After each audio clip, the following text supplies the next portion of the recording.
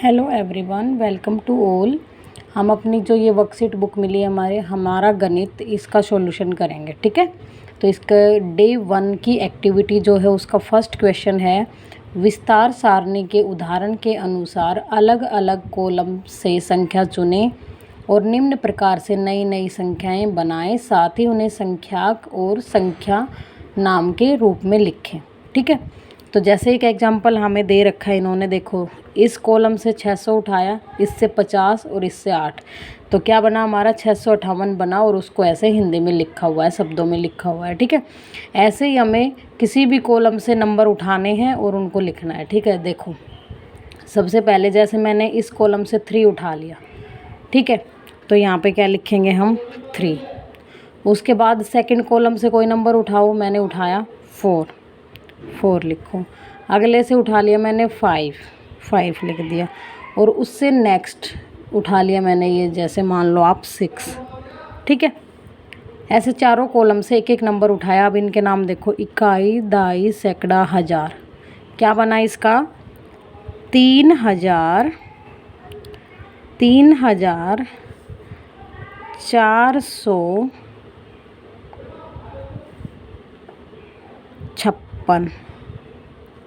ठीक है, ऐसे लिखेंगे। सभी कॉलम से एक एक नंबर उठाओ और फिर उनको शब्दों में लिख दो। नेक्स्ट देखो, अब जैसे मैंने इस वाले कॉलम से 7 उठाया। ठीक है, नेक्स्ट से मैंने 8 उठाया, उससे नेक्स्ट से मैंने 9, उसके बाद फिर से 8 और उसके बाद फिर से 9। तो इसकी नंबरिंग कैसे करेंगे, सबसे पहले तो देखते हैं। इकाई, दाई, सैकड़ा, हजार, 10,000। ठीक है, 10,000 बना तो मतलब 78 को 77 से 77,000, 78 है,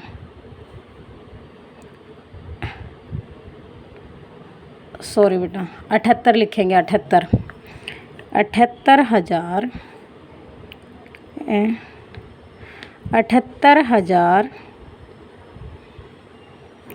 989।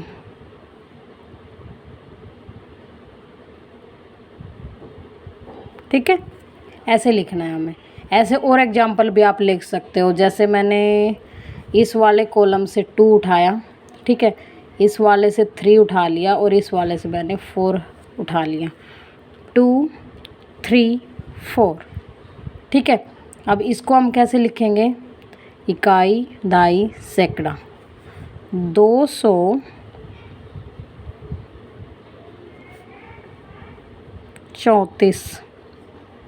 ठीक है, ऐसे लिखना है हमें इनको। आप अपनी तरफ से कोई और नंबर भी बना सकते हो, ज़रूरी नहीं है कि यही वाले बनाओगे। ठीक है, ऐसे इस एक एक कॉलम से एक एक नंबर उठाते चलो और उनसे एक संख्या बना दो, और फिर उस संख्या को आप शब्दों में लिख दो। मैंने हजार की, 10,000 की और सैकड़े की सारी वैल्यूज़ आपको लेके दिखा दी हैं। जैसा आप चाहो वैसा आप लिख सकते हो इनको। ठीक है, नेक्स्ट देखते हैं हम क्वेश्चन नंबर 2। उदाहरण के अनुसार दी गई संख्याओं का अंक का स्थानीय मान और अंकित मान निकालो।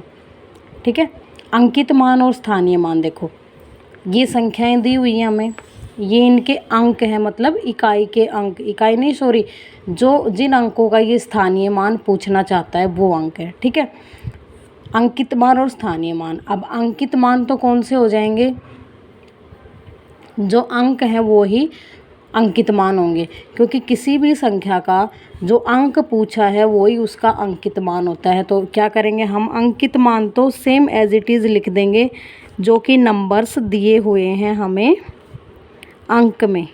ठीक है, अंक में जो नंबर दे रखे हैं वो ही हमारा होता है अंकित मान, फेस वैल्यू। ठीक है, क्योंकि जो चेहरा, अब फेस वैल्यू से क्या लगता है हमें, चेहरा, तो जो चेहरा हमें सामने दिख रहा है वही तो चेहरा हम लिखेंगे ना, वही तो होता है ना रियल चेहरा।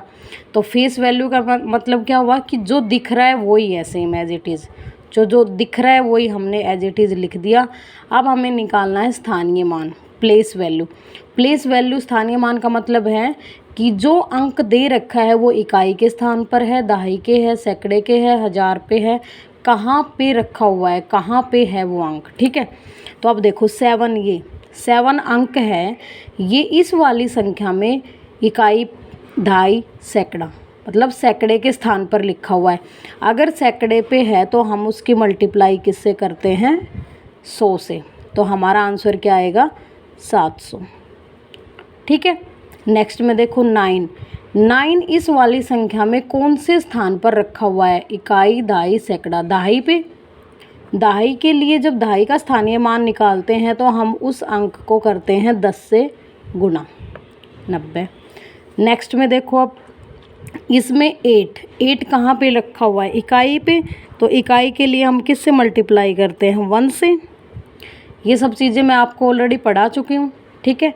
अब 0 देखो, 0 इकाई, दहाई, दहाई पे है और दहाई की मल्टीप्लाई किससे करते हैं हम, 10 से। 0 की जब मल्टीप्लाई 10 से होती है तो हमारा आंसर क्या आता है, 0, क्योंकि 0 एक ऐसा नंबर है, चाहे उसे किसी भी नंबर से मल्टीप्लाई करो, आंसर हमेशा 0 ही आता है।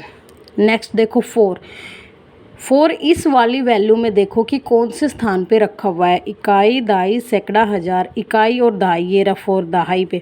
दहाई के लिए मैंने अभी बताया 10 से मल्टीप्लाई, 4 × 10 40।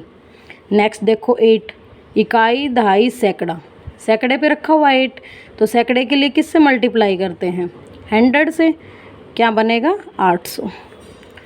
ऐसे ही नेक्स्ट में देखेंगे, नेक्स्ट में जो 0 है वो कहाँ पे है, इकाई और दहाई के अंक पे है। दहाई के लिए किससे, 10 से मल्टीप्लाई, लेकिन 0 की मल्टीप्लाई किसी भी नंबर से हो, उसका आंसर हमेशा क्या रहता है, 0। नेक्स्ट देखो 9 नंबर, 9 देखना है कहाँ पे रखा हुआ है, इस वाली वैल्यू में, इकाई, दहाई, सैकड़ा, हज़ार, हज़ार पे है। तो हज़ार के लिए हम करते हैं मल्टीप्लाई बाई 1000, तो 1000 की 9 से मल्टीप्लाई होगी तो आंसर क्या आएगा, 9000, ठीक है।